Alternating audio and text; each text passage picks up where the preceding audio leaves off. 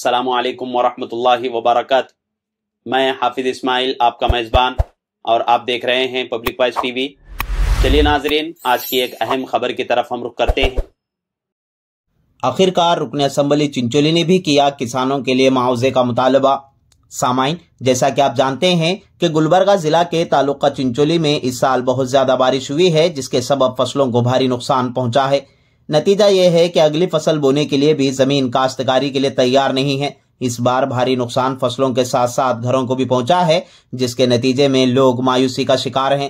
सामाइन, आपको मजीद वजाहत कर दूं कि हर बार लोगों ने डॉक्टर अविनाश उम्मेद जादव रुकन असम्बली चिंचोली से दरखास्त की थी कि किसानों के लिए हुकूमत से मुआवजे का मुतालबा करें, लेकिन आज जबकि डॉक्टर अविनाश उम्मेद जादव रुकन असम्बली चिंचोली ने बारिश से मुतासरा इलाकों का खुद दौरा कर रहे हैं, आपने बजाते खुद कहा कि मुझे अफसोस है कि इस बार बारिश से फसलें बहुत ज्यादा खराब हुई हैं, जिससे किसान परेशानी के आलम में मुब्तला है।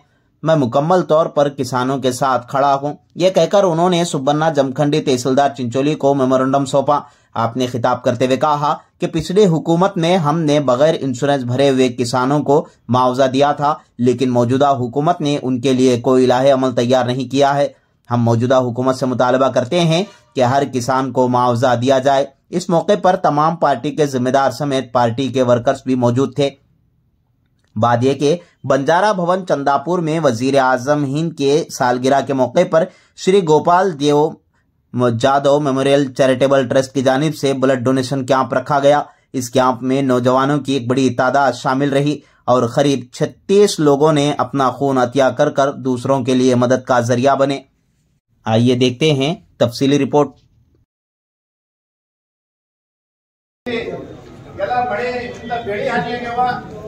ಮನೆಗಳಲ್ಲಿ ಹಾನಿ ಆಗತ್ತವ, ಮನೆಗಳು ಬೀಳತ್ತವ, ಬ್ರಿಡ್ಜ್ ಮುಚ್ಚೋಲತ್ತವ, ರೋಡ್ಗಳು ಕೊಚ್ಕೊಂಡು ಹೋಲತ್ತವ. ಆದ್ರ ಕಾಡ ನಿಂದ್ರಾಗಿರುವಂತ ಈ ಕಾಂಗ್ರೆಸ್ ಸರ್ಕಾರ ರೈತರ ಬಗ್ಗೆ ಕಿಂಚಿತ್ತೂ ಏನದ ಕಾಳಜಿ ವಹಿಸ್ತಾ ಇಲ್ಲ. ಅದಕ್ಕ ಆ ಕಾಡ ನಿಂದ್ರ ಇರುವಂತ ಸರ್ಕಾರಕ್ಕೆ ಇವತ್ತು ಬಡಿ ಜಳಿಸ್ಬೇಕಂತ ಹೇಳಿ ರೈತರಿಗೆ ಏನು ಇವಾಗ ಕಷ್ಟ ಕಾಲ ಇದೆ. ಮಳೆ ಬಂದು ಅತಿವೃಷ್ಟಿಯಾಗಿ ಎಲ್ಲ ಕಡೆ ಬೆಳೆ ಹಾನಿಯಾಗಿದೆ. ಮತ್ತೆ ಬರೀ ಬೆಳೆ ಅಷ್ಟೇ ಅಲ್ಲ, ಬರಬೇಕಿದೆ ರಸ್ತೆಗಳು, ಕನೆಕ್ಟಿವಿಟಿ.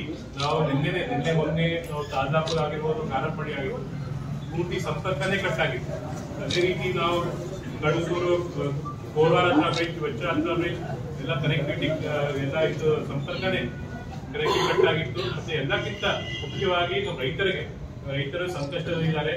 ನಮ್ಮ ಸರ್ಕಾರ ಇರಬೇಕಿದ್ರೆ ಇದೇ ಪಕ್ಷ ಆಪೋಸಿಷನ್ ಅವರು ಬಂದು ಅವ್ರು ಪ್ರತಿಭಟನೆ ಮಾಡಿದ್ರು, ಆದ್ರೂ ಕೂಡ ನಮ್ಮ ಪಕ್ಷದ ನಿಲುವು ರೈತರ ಪರವಾಗಿ ಇದೆ ಅಂತ ಅವಾಗ ನಾವು ಯಾರು ಪ್ರೀಮಿಯಂ ಕಟ್ಟಿರ್ಲಿಲ್ಲ ರೈತರು ಅವ್ರಿಗೂ ಕೂಡ ಏನ್ ಪರಿಹಾರ ಕೊಟ್ಟಿದ್ವಿ. ಅದೇ ರೀತಿ ಇವಾಗ ನಾವು ಅನ್ಕೋತೀವಿ ಯಾವುದೇ ಸರ್ಕಾರ ಇರಲಿ ರೈತರ ಪರವಾಗಿ ಇರಬೇಕು. ಕಾಂಗ್ರೆಸ್ ಸರ್ಕಾರ ಬಂದ ಮೇಲೆ ನಾವು ಸಾಕಷ್ಟು ಪ್ರತಿಭಟನೆ ಮಾಡ್ತೀವಿ. ಬೇರೆ ಬೇರೆ ಕಡೆ ಎಲ್ಲ ಕಡೆ ನಮ್ಮ ಗುಲ್ಬರ್ಗ ಡಿಸ್ಟಿಕ್, ಇಡೀ ಡಿಸ್ಟಿಕ್ ಅಲ್ಲಿ ಎಲ್ಲಾ ತಾಲೂಕಲ್ಲಿ ಪ್ರತಿಭಟನೆ ನಡೀತಿತ್ತು. ಆದ್ರೂ ಕೂಡ ಯಾರು ಇದು ಗಮನಕ್ಕೆ ತಗೋತಾ ಇಲ್ಲ. ಅದಕ್ಕೆ ನಮಗೂ ನಾವು ರೈತರ ಪರವಾಗಿ ಇದು ಸರ್ಕಾರ ಇಲ್ಲ ಅಂತ ನಮಗೂ ಇವಾಗ ಕಾಣ್ತಾ ಇದೆ. ಮತ್ತೆ ನಾನು 10 ದಿನ ಹಿಂದೆ ಸಚಿವರು ರೆವಿನ್ಯೂ ಮಿನಿಸ್ಟರ್ ಹತ್ರ, ಕೃಷ್ಣ ಬೈರೇಗೌಡ ಹತ್ರ ಹೋಗಿದ್ದೆ. ಅವರು ಕೂಡ ಅಂದ್ರು ಹೌದು ಆಗಿದೆ, ಲಾಸ್ ಆಗಿದೆ, ಆದಷ್ಟು ಬೇಗ ಮಾಡ್ಕೊಂತ ಅವ್ರು ಹೇಳಿದ್ದಾರೆ. ಅದಕ್ಕೆ ನಾನು ಜಾಸ್ತಿ ಹೇಳಕ್ ಹೋಗಲ್ಲ. ನಾವು ನಿಮಗೆ ವಿಶ್ವಾಸ ಇದೆ, ಮಾಡ್ಬೇಕು. ಯಾಕಂದ್ರೆ ಇವಾಗ ಟೈಮ್ ರೈತರು ನಿಮ್ಮ ಮೇಲೆ ಭರವಸೆ ಇಟ್ಕೊಂಡು ಸುಮ್ಮನೆ ಕೂತಿದ್ದಾರೆ.